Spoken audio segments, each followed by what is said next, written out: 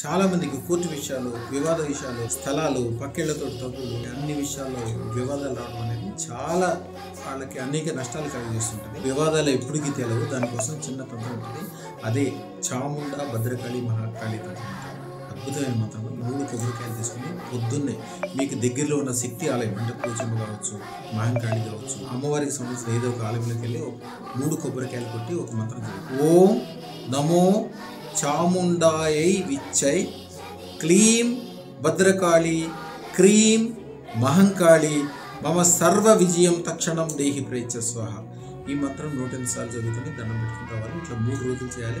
మీకు తెలవకుండానే 45 రోజుల్లో ఆ విషయాలు మొత్తం, అంతకుముందు మిమ్మల్ని బాధకు పెట్టిన విషయాలు మొత్తం మీకు అనుకూలంగా మారితే, ఇవన్నీ కూడా అదృష్టతను పెట్టుకోవటం వల్ల ఇవన్నీ చేయాల్సిన అవసరం లేకుండానే 100%, 1000% ఎలాంటి వివాదాలైనా ఏదైనా కూడా చివరికి మీకు అనుకూలంగా మారిపోయి దాని ద్వారా మీకు వచ్చిన చెడ్డ ద్వారానే 1 కోటి రెట్లు లాభం వచ్చే విధంగా తప్పడం అనేది అదృష్టం. ఎందుకంటే అదృష్టంలో ఉండే శ్రీ యంత్రముకు సంబంధించిన బీజాక్షరం వలన మీరు ఏ పని చేసినా కూడా 1 కోటి రెట్లు లాభం వచ్చే అవకాశం దాంట్లోనే ఉంటుంది. అదృష్టం దాన్ని తప్పకుండా చేయండి. మీకోసం కాదు, మీ పిల్లల కోసం, మీ కుటుంబాల కోసం, మీ పేరు ప్రతిష్టల కోసం.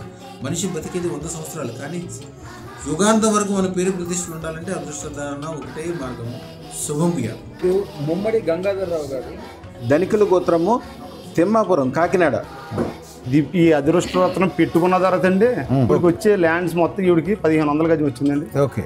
అది 2 కోట్లు చిల్లర ఉంటుంది. ఓకే. అది క్లియర్ అయిపోయింది. నేను స్టేట్ బ్యాంక్ రెంట్కి ఇచ్చానండి 500 గజాలు. మీకు ఇప్పుడు తెలిసిపోయిందా 100 కోట్లు సంపాదిస్తారని? సూపర్. 100 కోట్లు 1000 కోట్లు అండి. 1000 కోట్లు సంపాదించిన నా డ్రీమ్ అలా ఉందండి. అది